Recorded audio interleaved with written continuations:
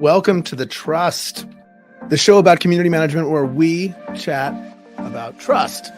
Community is built on trust. We're building a trust of community managers who spend their time building trust, the ways they do it, the venues they use to do it, and then we're going to deep dive into what community means to them.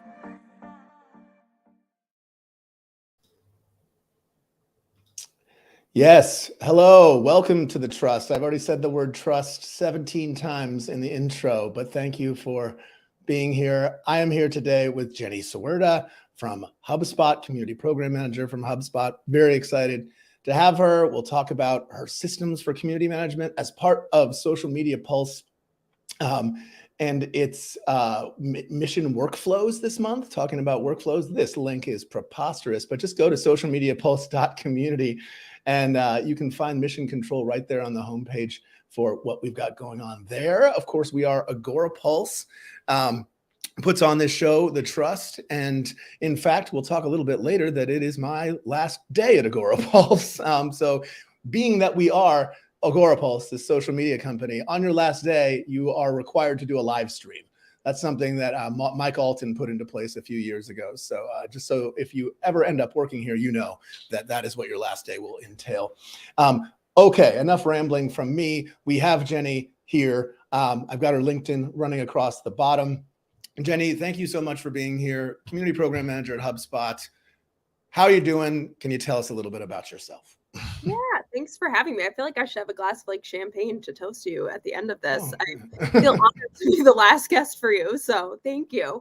So I am Jenny. I have been at HubSpot for a little over 6 years and have been on the community team pretty much for that whole time, which is wild. I joined HubSpot before the community even existed. And about 6 months in, they were like, hey, we're launching this community. We need some volunteers from support to help moderate it. And I was like, that sounds cool. I'll take a stab at that. And I've been on this wild ride ever since. So transition from being a moderator to a community manager to helping localize our community, launch it in a bunch of languages, launch our champions program, pretty much every big milestone we've had, I've been lucky enough to play a part in. And now I'm our community program manager. So just making sure, the way I phrase it is making sure that everyone internally and externally is finding value in the community and getting what they need out of our community, which is a fun challenge every day.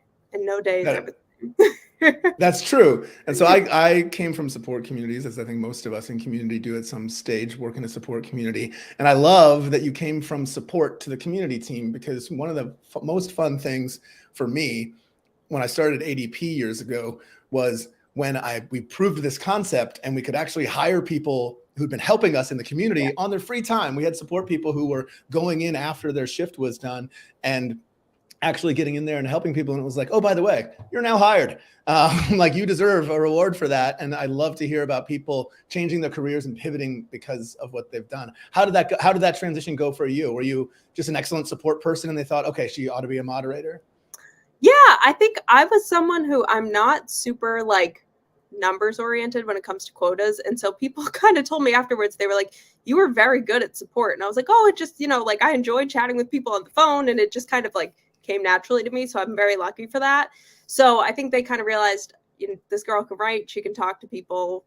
Let's give her a shot. And it is one of those things I raised my hand for it, kind of not fully knowing what I was getting into, which is often how some of the best things come to be. So, yeah.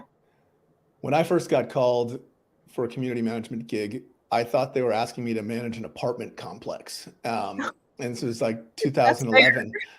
And I was working for myself and I was like, okay, if I manage the apartment complex, maybe I'll get free rent and that'll lower my overhead for my company and I could actually eat some months or something. But no, it turned out to be something else. And I got the job and here we are 12, 13 years later. So good times. Yeah, you never quite know. It is an accidental thing. It's like that Adrian Spire wrote that book, The Accidental Community Manager.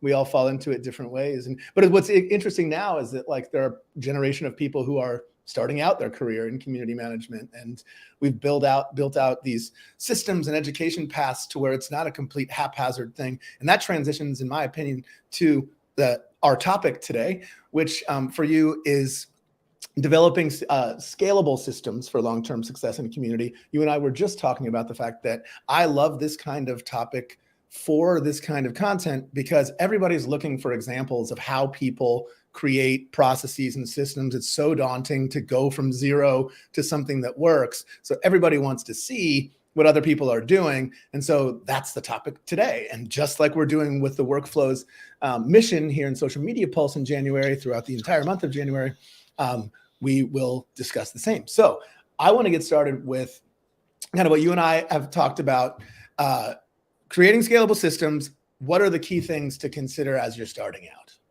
Yeah, I think, the key thing to think about here is so often when you're going into community and starting, you're like the only person. And so the tendency becomes for anyone and everyone to Slack you, text you, call you, email you and say like, hey, can you do this for us? Like blah, blah, blah. And you can be so busy just executing on all those things that you don't put these systems in place. So even if it feels like you're talking to no one, like taking the time to do this work is so worth it that when you get a second person, you're not like, oh my God, I have to write everything down. It's already done. So the first thing there that really is key, obviously, is just documentation. Anything you're doing more than once a year, really, I would say you should probably be documenting that process. The way I tell it to my team is I'm like, I used to say it's your like get hit by a bus documentation, but that is very sad. So I reframed it as like your go to the Bahamas for a month documentation, that if you leave, people can pretty much drop in and see how to do everything and anything in your community, front end and back end. So that's really like my first thing is just make sure you're writing it down. You're going to feel crazy, but do it and your future self will thank you. The next thing I think is just starting small. So often I think it's our tendency, especially, as marketers, to kind of like look for the results and be like, we need the numbers right away. We need to like have this full proposal and like, then we execute. And in community, it's interesting because you don't always know how your audience is going to react to something. Even if you do the research ahead of time, which you obviously should do some research, you should really like just start small, just launch a board, start a conversation, start a series, and just see how it goes and iterate over time. Get the community's feedback in what you're doing, because then you're not building something, from day one that's a skyscraper that no one cares about, but, it's like a Lego by Lego thing where you're actually building something together and putting something in place that they're going to want to see and engage with. And ultimately that's like the win-win of community. And then my favorite one, I would say, is just the idea of not only having guidelines for like putting something together and launching something, but also guidelines for how to sunset something. And so this was kind of like one of the first things that I realized as people were kind of slacking me and being like, hey, we want to launch a board, we want a group, we want this, that, and the other. And the temptation is obviously to be like, yes, everyone have what you want. Like, if you love community, I want you to be here and I want you to do this and let's work together. But then I found, like 3 months later, they're like, oh, I switched jobs and I didn't transition that work to anyone. So sorry, la, la, la. And then you wind up with all this stuff that you suddenly own that you didn't even, you don't want, and you don't know how to do it. So I did put just like a process together that's like, before you even launch, tell me how you're going to shut this thing down in 3 or 6 months if it doesn't meet the goals and criteria that you're putting forward as kind of like what you want to get from it. And that right there, like, does kind of stop people in their tracks and make them think, because once you're talking about like something ending, they're like, oh, should we even be starting this? I don't know. So do it and you'll save yourself a lot of time and headaches. So I developed a process, I think actually through my old boss, Janice Mack, for user groups. Everybody was asking for user groups at my old community 10 years ago. And we'd launch them to anybody who asked because we were just excited anybody cared. Right. And then 90% of them would be totally useless. Nothing would happen, all this stuff. So what we developed was basically a real pain in the ass process for you to apply for a user group and to make you like go through that there. So do you find, it sounds like you're doing an even better version of that, where you're actually telling people to come up with a plan to get rid of it, which I love. So you're saying, do some people typically just end up giving up in that case, or do you get pushback? No, a lot of people just kind of give up. And they're like, oh, we didn't realize that. Because I think too, right, when you're in the space, you're like, there's a distinction between being like the program manager and the platform manager. And you can, if you don't kind of like mind your time and obviously like work with your leadership to understand where the end of your role is, you become a program manager for like 75 programs that you're not, like you're managing user groups, whatever the case may be.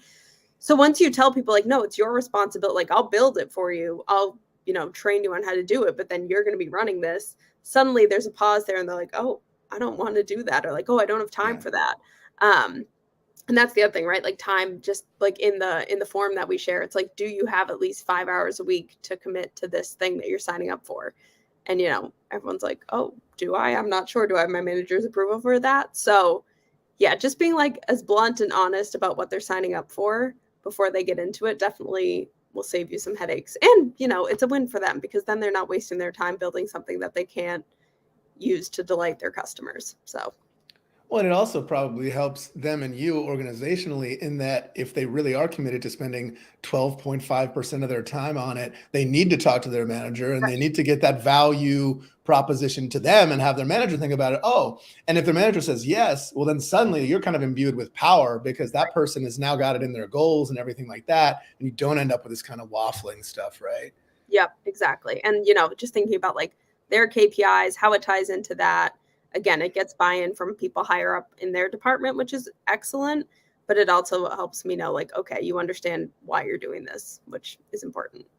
Yeah, it's a great understanding of like the pulleys and levers of kind of corporate life, right? I think it took me a lot longer to get there.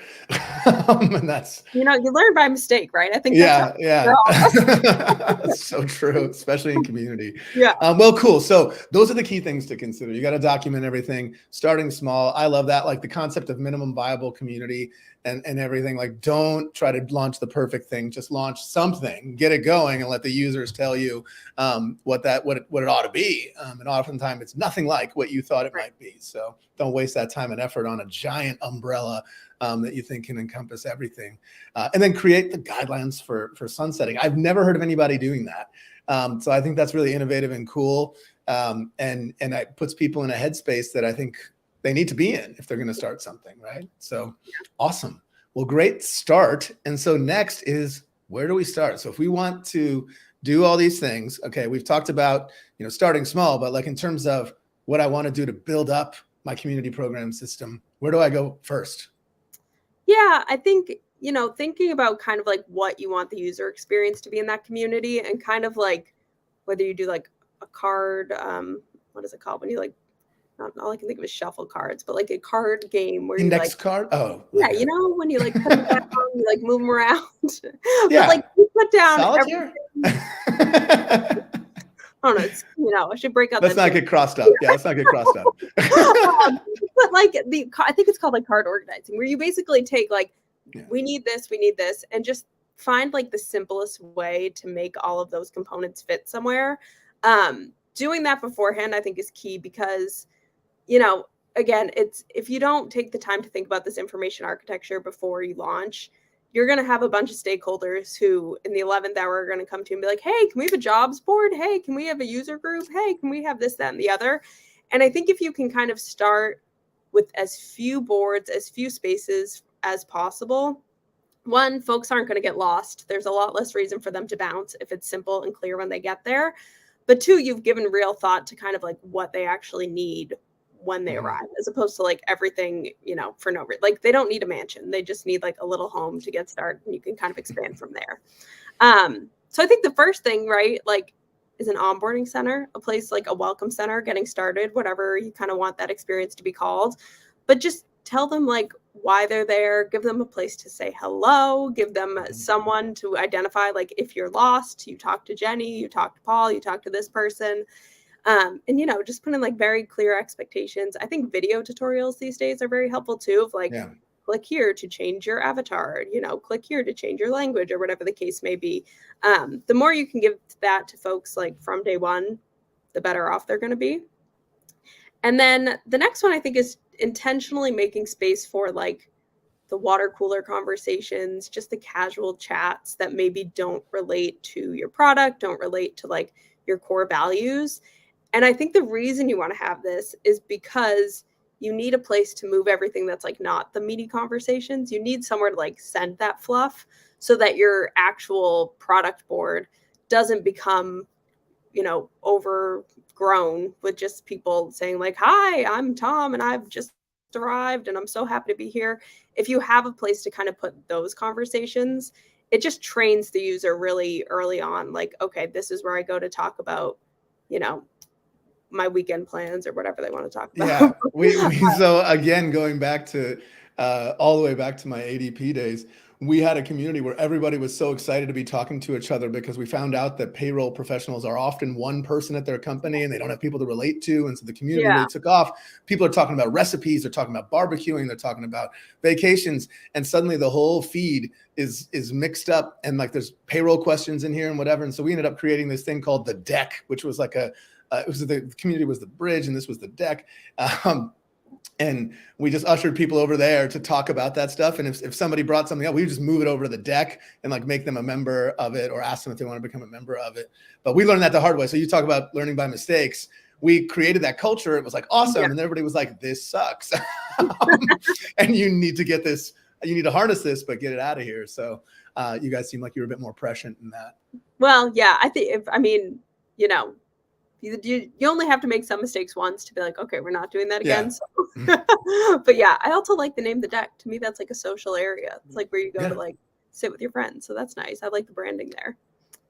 Yeah. Yeah. Yeah. So then I think, the next one is just kind of like the place maybe where folks aren't necessarily like chatting with one another, but they're just consuming information. It still is a website. So some sort of resource center, like FAQs, if someone needs to change their username, what's the process for that? If someone needs to close their account, if someone, needs to change their language, just like very clear documentation that, again, is more just for them to consume as opposed to like engage with. But obviously there's a space there if they do have any questions. And then last, but certainly not least, is the actual space for your product conversations, like the meat and potatoes of why people are there.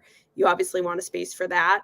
I think the tendency here can be to like over-index this and kind of make it more complex and be like, well, we have 5 products, so we need 5 different boards on launch day. And the truth is, like, your community when it launches is going to be pretty quiet. Obviously, hopefully your team is creating content in there and you have some early adopters who are in there. But I would say don't over confuse folks here. Keep it simple to start. And then I think the best thing you can do is use labels to kind of help folks segment those conversations so that, if you do have 5 different products, those are your 5 labels. And 10 months down the road, you may have to split those out into 5 boards or 5 separate spaces, but there's no need to like make it a big and empty space. Again, like a mansion, like if you have a big mansion, there's 5 people in it, they're not even going to find each other. If you have like a 1-room house, you're going to force them to talk to one another. So small can be better in that regard. And then labels can help organize that content. Yeah. Don't create silos before you even have a community. Right. Exactly. Yeah. Like see who you've got actually coming into chat at the mansion. Yeah. That's cool. I love that. I love intentfully addressing the notion of casual chat in your launch process. I don't think often people always note that that's going to happen. And in some communities, it doesn't happen. It won't happen unless you actually address it and let people know that it's appropriate. And so that to me is really cool, especially as a legacy member of the deck and everything that we learned there, the good branding. Okay. So, and also I love the concept of not siloing. I'm a big fan of tagging, labeling, all that. I think that's the way to go in terms of how to organize your stuff. In fact, like with the social media posts, we're just really scratching the surface of what we can do with discourse tagging, and how even developers can actually make the tags sort of like your categorical organization tools. Meaning like the tag becomes the ecosystem and it's designed so that it functions almost like a category or a group or something like that. But that it can also cross-functionally work in other spaces, right? So that's like, I've been nerding out a lot on that these days, going into my last day with the community. All right, so that's how you get started with your information architecture. What's my next step to get going? I think the next thing you want to think about, kind of going back right to like the casual chat and being intentional about that, you want to give some good thought to like moderation in the community and think about what, how folks should how you want folks to feel when they arrive here, how you want them to talk. Obviously, I think one of the most important things you can do is like just put some voice guidelines in place. this is, I think, something to have both internally and externally. Externally, obviously, you want to be like, hey, like, please don't swear and please don't scream at people and be your best self and, like assume positive intent. But I think it's also important to give some training to anyone who's going to be working on it internally to be like, you have to sound like a human in here, because if you sound like a robot, people are going to not want to hang around. And I think sometimes that's like really uncomfortable for people. I've had to work with our product team a bit, when they're updating ideas and things, and they're so hesitant to post in the community just because they Yeah. don't know how to talk. So having guidelines in place for them to just say like, obviously, like, don't use acronyms that folks aren't going to understand, but like, please do keep a casual but professional tone. Those sort of things really will help you boost engagement from the get-go, because you're giving people the power and tools to really be comfortable and confident, which a lot of people lack. A lot of people aren't confident with written communication. And Right. so any bit you can do to help there is good. I think also too, like snippets. I think we did some snippets at the beginning where if you just kind of do like a little template of like, hi X, like here's your answer for X, it just again gives them the power to be confident in there, which is lovely. um yeah, and then I think the other thing too that we touched upon when we launched was like how quickly you should reply, because that's a weird thing, Yeah. right? Especially in a super quiet community, you see like one person chat and you're like, hi, I see you, Yeah. like I'm ready to talk to It's you. me. Yeah. I'm I'm here. waiting for you. But that's like not necessarily the best move, because obviously the purpose of the community isn't for them to just talk to employees at your company. And again, depending on like the style of community you have, and this can, I think that people probably feel differently about this, but our expectation was like we never wanted folks to feel like they were live chatting with us, because then there's other systems that folks should go through if they need help with other things. And so if you kind of let them like cut the line by coming to community, it just sets precedent that can't scale, which this is all about scaling. So you want to give thought to how quickly you're responding, even like who's responding, what you're doing when you respond. Are you just giving them the answer? Are you sending them to a resource? Are you tagging in external users? So giving thought to kind of like how you want all of that to work for your community is definitely best practice from day one. Yeah. I think that this is obviously, one of the core things that you need to establish, particularly internally, but like, that barrier to actual contribution is also the biggest challenge you've got with your users as well, right? People are afraid to put themselves out there. Sometimes Yeah. people are afraid to ask questions because they don't want to look dumb. Right. And that's kind of the value. I always talk about like I'm super into lurkers and I'm super into super lurkers, because I very often in communities will be just like a heavy lurker in something. In fact, I kind of taught myself community by lurking in a community or in XDA developers, which is how you ROM Android phones. And I just taught myself that using a community when I was working at Intel. I don't know why I'm rambling about myself more and more, but it's like it's that process of making sure that you get enough people out of their shell so that you can help the people who'll never get out.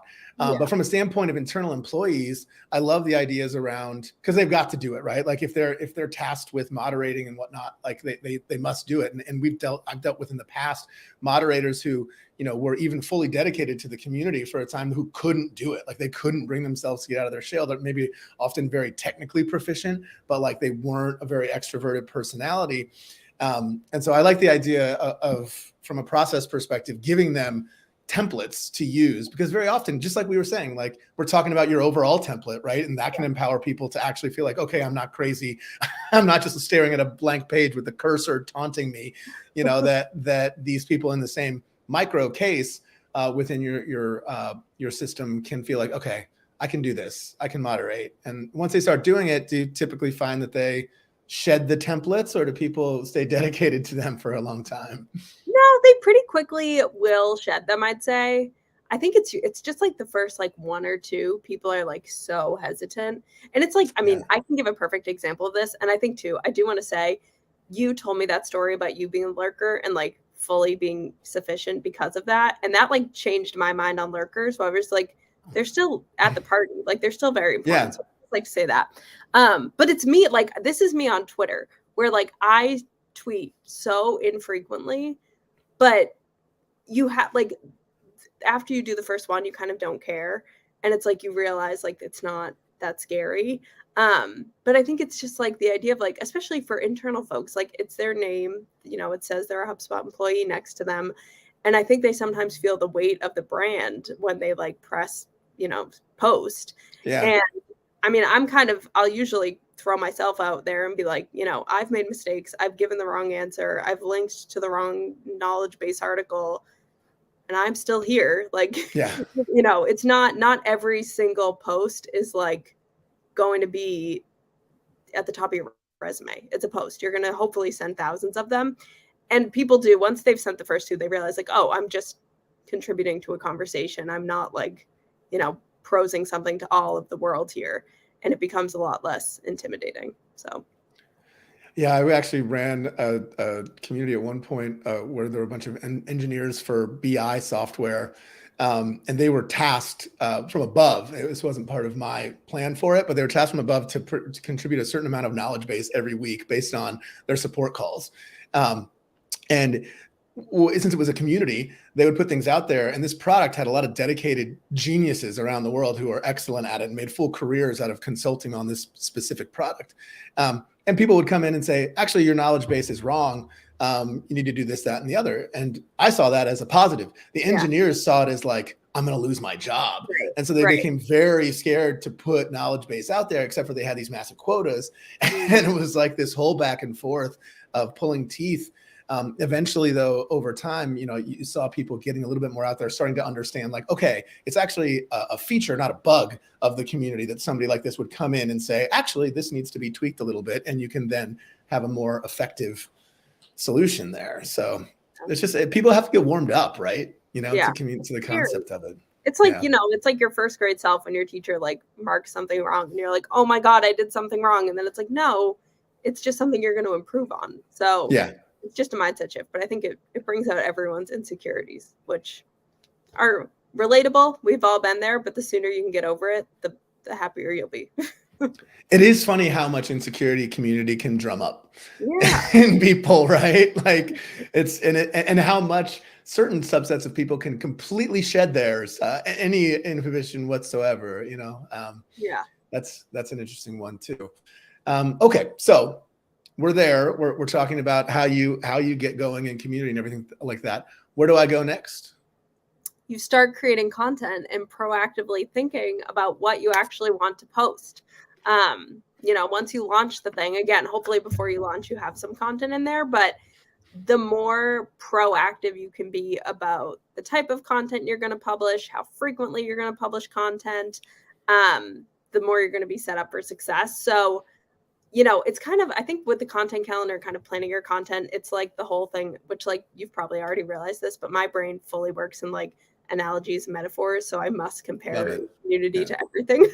But it's like the idea of like either you train the dog or the dog trains you. And so when you're establishing this for the community, you have to kind of train your community about what to expect. Otherwise, they're kind of going to be able to like jump in day one and say what they want the frequency to be. So you're building the habit, right? So if you post new content on Mondays and that's it, then you're kind of training people that they should come on Mondays, see your content, and you're not giving them a reason to return to the community. If you post content on Wednesdays, again, they're just going to come on Wednesdays. So if you kind of thoughtfully think out, okay, we want people to come, obviously, we want to build the habit of them, hopefully coming multiple times a day, but to start once a day, at least twice a week. You want to create content on Monday and Wednesday and Thursday, maybe, or you want to create content on Tuesday, Wednesday, and Thursday. And I think the other key to this, there's two parts of it, actually.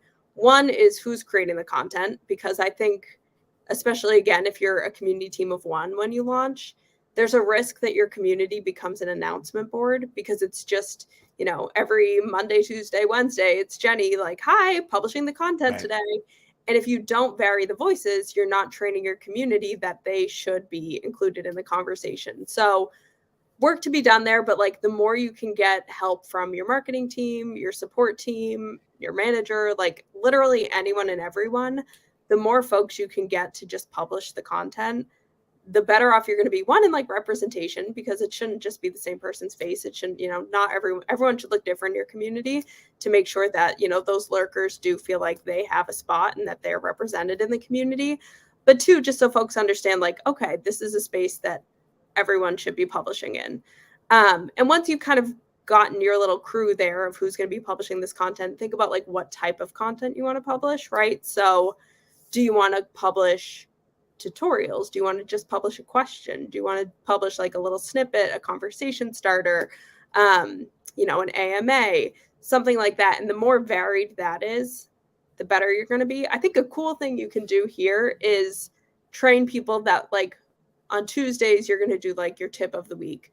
On Fridays, you're going to do your AMA, and Wednesdays are going to be like, your question of the week. And if you kind of teach people like, this is what we do on these days, they will subconsciously after a month or so be like, oh, it's Wednesday. I'm going to go see, what the question of the week is or whatever. And that gives them something to look forward to, a reason to come, a reason to talk. And that's ultimately like what you're doing there for the first like 6 to 9 months of building this community. If this were a pre-produced show, first of all, it would be a lot more polished, but I would call this episode Build the Habit, because I love that. And one of the things I talk about with our content folks all the time is like, you want to put that little bug in their ear saying like, it's Thursday. That means on Wednesday, that thing posted, I have to get over to the community. Oh my God. Like, it's like, oh, I missed it. Or like, I have a reason. There's just a little voice in my head saying, I've got a reason to go there today. And that as many of those little bugs you can put in people's heads, or I even have talked in the past about like, you vary your programming in community because different stuff means different things to different people. Yeah. And so like you have gamification, not because everyone loves gamification, but because like 17% of people love gamification. Right. And then you have AMAs, not because everybody loves AMAs, but because certain people over here love AMAs, and maybe they're not the people who like gamification. So you're trying to like put a bunch of different prongs out there that like give you value across the board to as many people as possible. And so, one of the things that you touched on too, that I think is interesting is getting help from a content perspective organizationally, because every community manager I think has had that struggle because it's a lot different. It's a lot harder than it sounds. Yeah. And particularly if you're getting stuff like, I used to do things where I'd get content from a VP or something, and they wouldn't write it. Like it would be somebody on their team, and they'd say, there's no chance this person's going to join the community. And I'd say, doesn't matter. I'm going to create an account for them. Like I'm going to SSO them in and I'm going to post it. Is that okay? And they'd be like, I guess so. Because like, you've just got to like hack your way into it sometimes. Yeah. So like, have you found that you like when you're trying to get people into do content, what sorts of mechanisms have you used? Who do you usually target? Anyone and everyone. Yeah, okay. It's pretty much usually like anyone whose world I think could touch community are the people that, anytime you're meeting with them, anytime you're slacking with them, it's just kind of like sliding in like, hey, would you like to post content? Would you like to create content? And taking anything you can get. The most success that we've had with this has definitely been from like the customer success org. And my pitch there is usually like, one, it's personal branding. Anything you publish is associated with your name. So you put that on your LinkedIn, like that is yours for the taking. And the customer success org, I think because they're customer facing, they like understand that a bit. The marketers are like, we can do that. We do that day in, day out. But the customer success team, I think if you like give them the opportunity and kind of market it for them, they're like, oh, that's actually a good idea.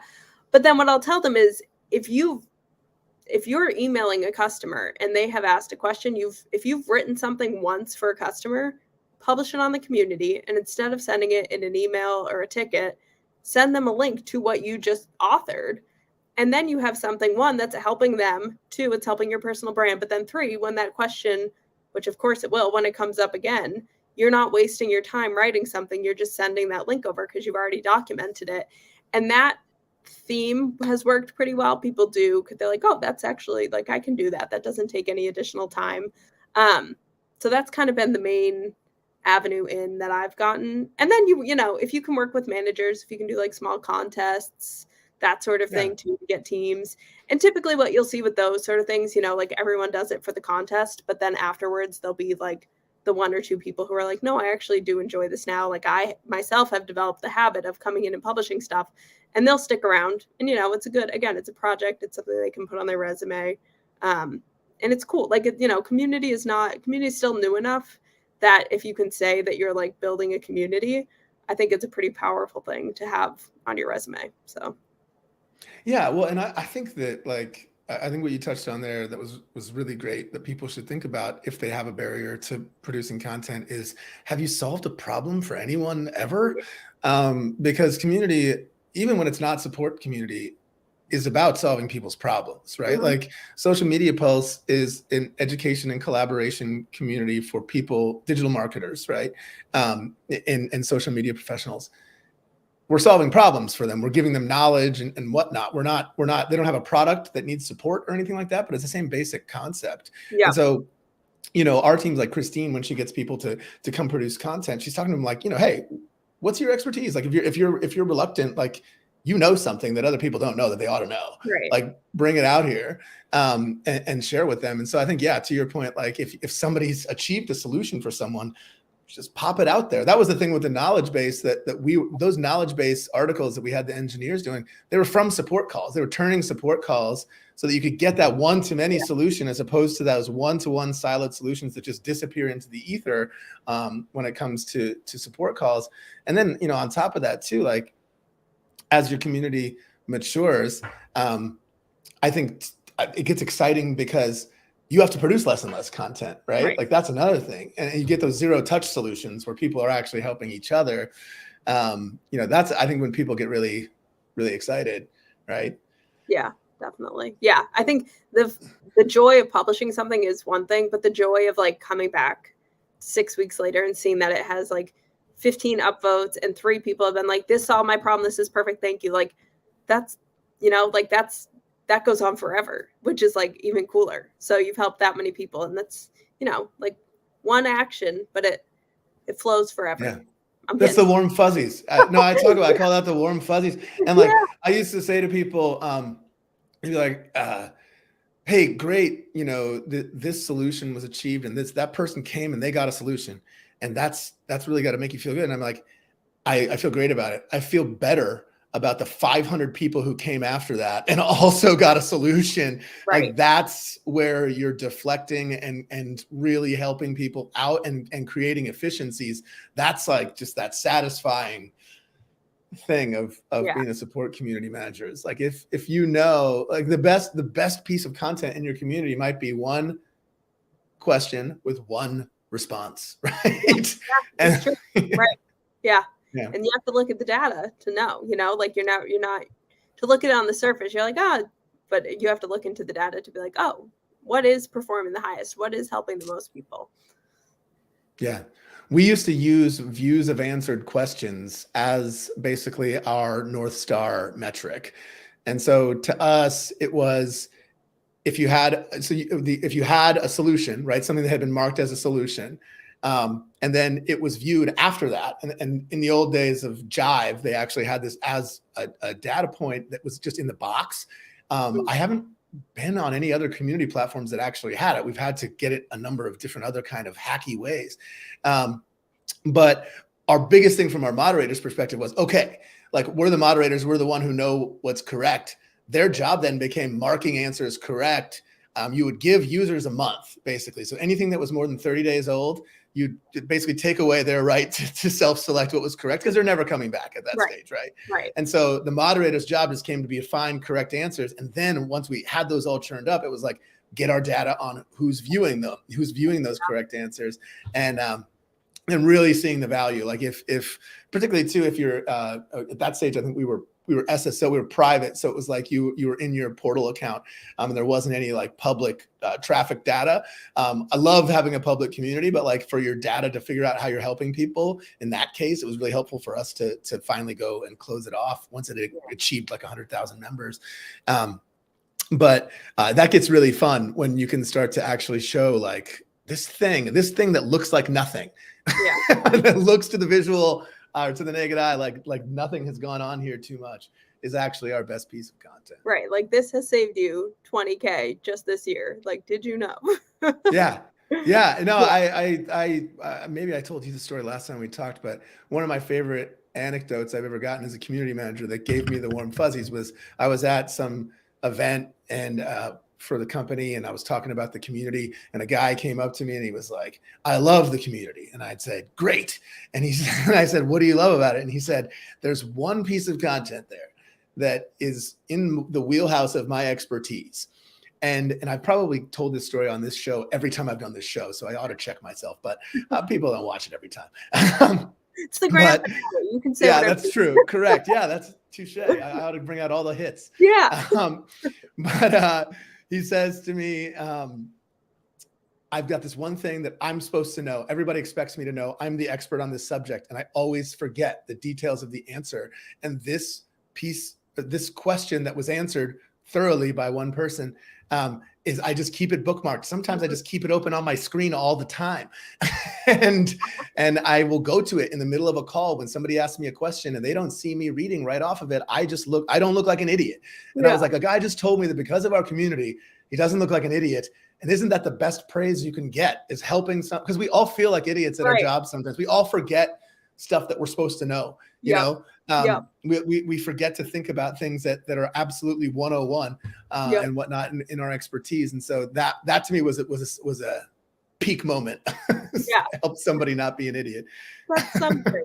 That's like, there's one thing our community's hosted on Khoros, and there's one, like, it's how you like pull member information for groups. And I can never remember how to do it, but in their community, one time when I remembered how to do it, I authored. I was like, this is how you do it. And so every time I forget, I Google it and I wind up on my own post. And I'm like, thank you, past self. Like, that was so good. Yeah. Wow. That's very meta. I like that. Yeah. That's the first time I've heard of somebody bookmarking their own post. Yeah. I have learned things from stuff I've posted in the past, though, so that's true. I can think back on that a little bit. When you look at your product knowledge, like, wow, I knew so much. I feel like way over time, but like, I was so smart. Right. What's happened to me? Yeah. I once posted this thing on the Jive community board. It was all just community managers trying to troubleshoot things. And I had done this deep dive on this thing called activity beans, which activity beans were how the automated newsletters generated in Jive. So it was based on what you'd interacted with in the past, and it would serve you up stuff. And it was kind of like next level stuff at the time, 7-8 years ago. And I was trying to figure out how to sort of manipulate them in some capacity. So I did this deep dive for like a day, way longer than I should have been focusing on this, but you know how things go. And I wrote this post that was like a novel about activity beans. And I was looking for anybody out there in the world who had done the same thing as me to commiserate and figure out this mystery. And it sat there for like 3 years untouched. Not one person ever actually made the same mistake of digging into activity beans to that depth again. So you solved everything. You did it, Yeah, I did it. Yeah, that was it. So yeah, deep dive on content. Awesome. We could probably talk about content for another hour.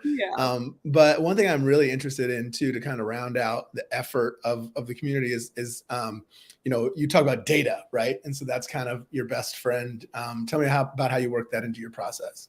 Yeah, I think, having regular check-ins to your data is definitely key. I have like time bookmarked on my calendar every Monday to just go in and look at our dashboards, because it's good to see how the previous week did, but sometimes it is something that like you don't look at it until you need to look at it, and that means you're not looking at it enough. Like, you should just be looking at it so often that there's no surprises. And then the data that we're looking at, it's, I think, equally important to look at member data as well as how your content's doing. See if that content campaign that you did last month, did it suddenly spike? Did it dip? Is it maintaining? And who are your users? I think what I miss the most about working in a small community is knowing every single user, because it's like, that is just the most power that you're ever going to have. And like, the best community experience you're ever going to be able to give is when you know everyone. So the more time you spend looking at users, not only the top users, but the new users, the lurkers, and just kind of seeing how they're doing, obviously seeing if you're getting more users, are you getting, are your registrations going up, that sort of thing. But I think understanding kind of the member journey and what folks are doing, what like specific folks are looking at, that's going to be beneficial as you continue to plan, especially for content. But again, like even your information architecture, you're going to be able to iterate on that because you're looking at the data, you're seeing where people are spending their time, you know, maybe even like looking at where they're bouncing, you know, how long are they spending on certain pages.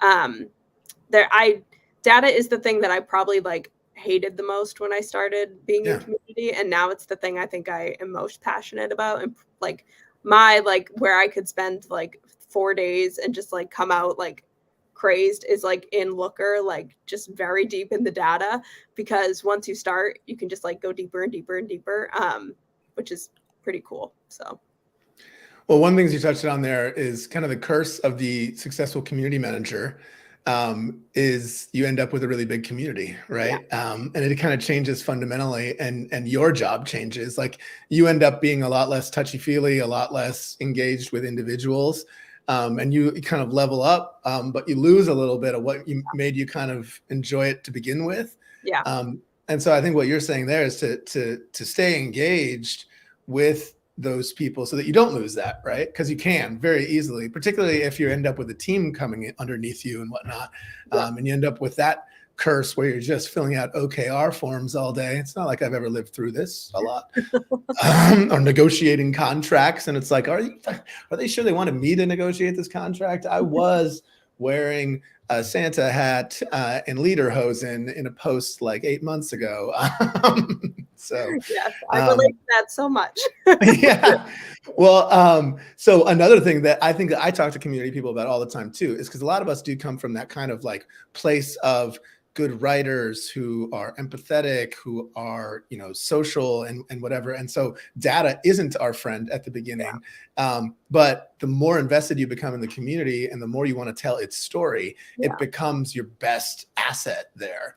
And I've been thinking a lot lately about, you know, like North Star metrics and storytelling with data and whatnot, and creating a story that people who aren't the community manager, who it's like, yes, I want to see 88 metrics. If not, I want to see 2,088 metrics. I want to see as many things as I can get.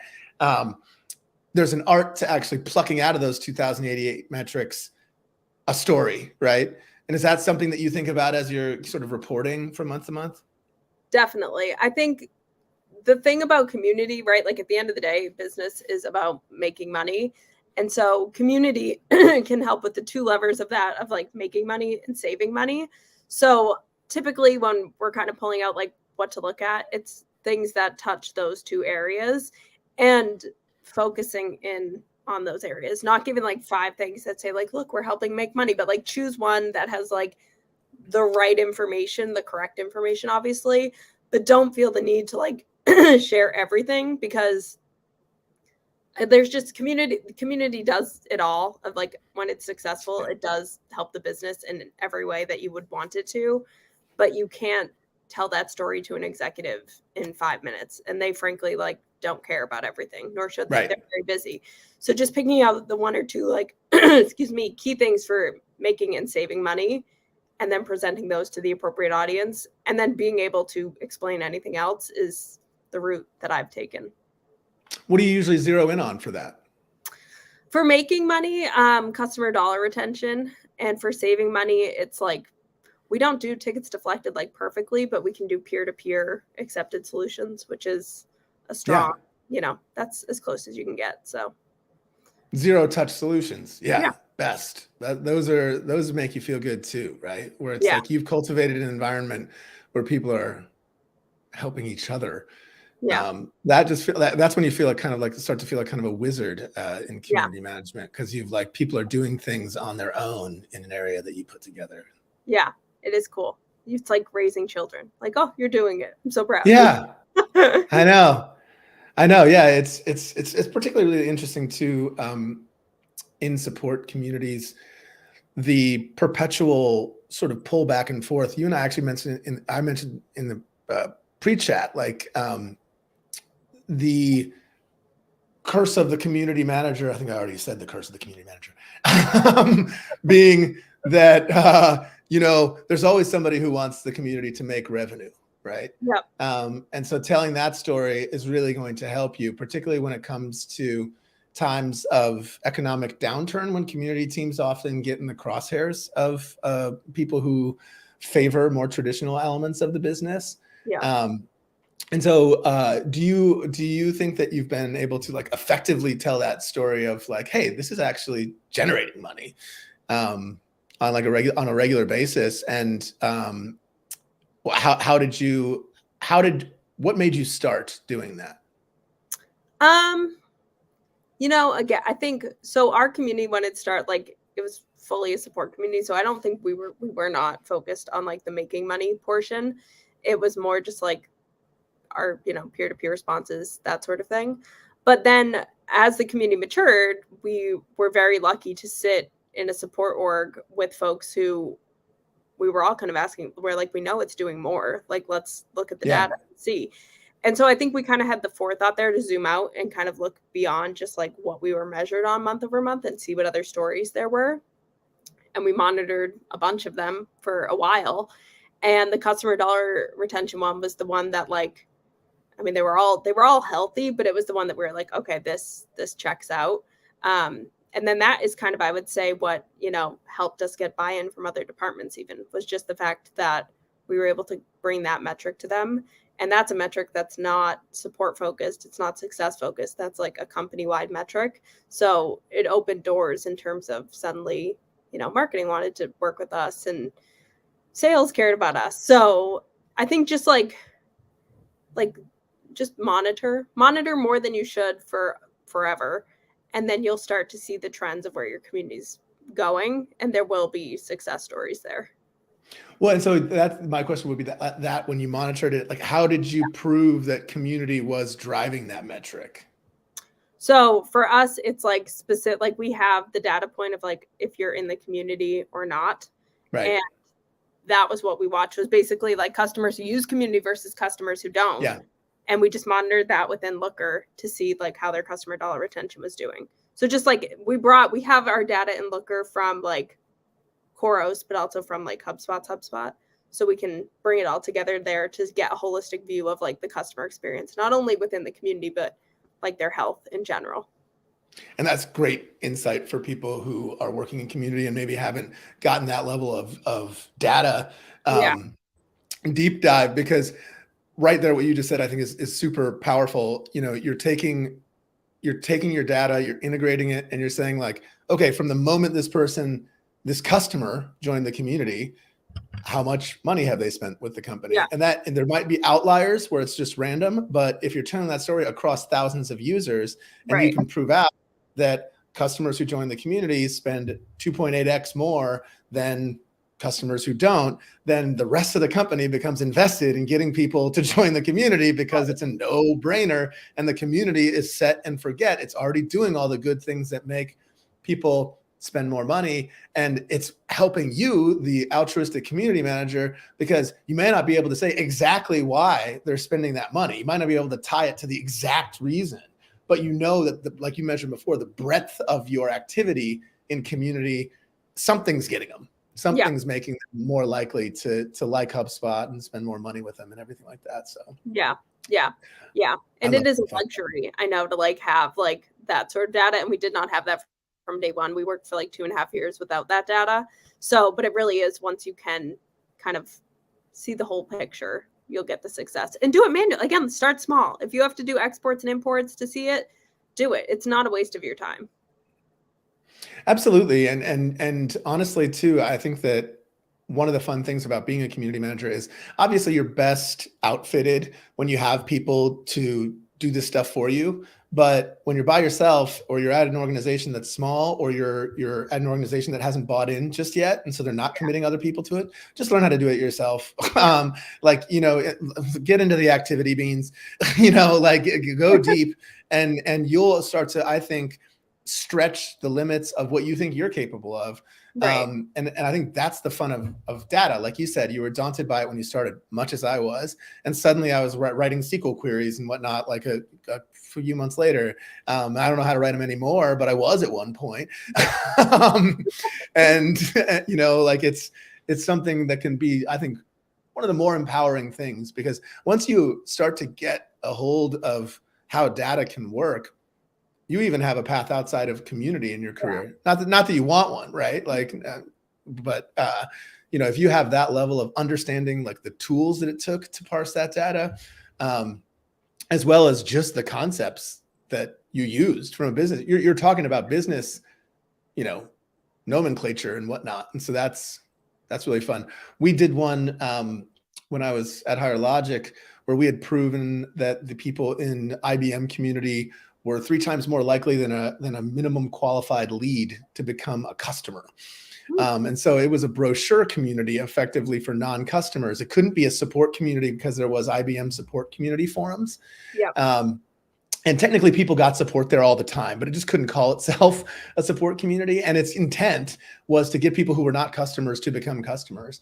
And once we were able to put the data together, Josh Slyman, he's a genius at WebScribble now, that could tell that story of this, you're 3 times more likely to become a customer than a regular qualified lead. All the questions about the community and why it should exist washed away, like suddenly it's like, and the light comes down and community is blessed, right? That was potentially sacrilegious by me, but I'll go forward with it. Yeah. So awesome. Hey, Jenny, this has been such a great conversation. I really love having you on and to share the awesome insights, expertise that you've developed as a community person. I know we're going to be seeing a ton of you over the years to come. Hope to see you rise up the ranks and everything like that. Over the last minute or so, why don't do you have any parting wisdom that you'd like to send out there to the world of community managers about this topic? I think just, the mantra that I have is like, whatever you do for one customer, one user, one member, you should be able to do the same thing for 100 members without like having to take more time in your day. So take the time to figure out the scalable process, because it's worth investing the time up front. It'll save you a lot of time, and what you're doing is important work. So make sure people know about it and write it down, share it out, sing it from the rooftops, and you're all doing a great job. Yeah. Great advice. And, I think that even though you said it's depressing to talk about the hit by a bus thing, I think my team uses that all the time. And it's like, listen, you've got to be able to prepare for the notion that somebody might be gone. Right. It's my last day, right? There's some processes in place that help us get through that. And I think that's empowering as well. And I think in the past too, like I've had teams that have had, periods of tumult and turnover and whatnot. And because we had those systems in place, we got through like 2-3 people down, and it might've been terrible, but at least we had that to lean back on. And so I think the systems that you've created are really great. I think anybody could get started going right 1, 2, 3, 4, 5, 6, 7 down what you just said today. So that is a good sign of an awesome show. So again, thank you so much. Thank you to the folks watching on LinkedIn, on YouTube, on Facebook of all places, on Social Media Pulse. Go check out Social Media Pulse and our new workflows mission, and check out Agorapulse, agorapulse.com, socialmediapulse.community, the HubSpot community, community.hubspot.com. And hey, Jenny, take us out. Paul, I think, should celebrate you here and just say bon voyage and best wishes in your next chapter. And again, thank you for letting me be a part of your last day. I think, I feel like this should have been me interviewing you, but no. Thank you for helping us out and for doing this show on super short notice, and being here for my last week at Agorapulse. It's a really special day special place for me, Agorapulse, and it's bittersweet to leave. I've loved every moment of it, and will cherish the time I was able to spend here and everybody who I was involved with. So this is a great send-off. Thank you, Jenny. We'll see you out there, folks. Yeah. Thank you for coming to another episode of The Trust. Thanks. Bye-bye. Bye.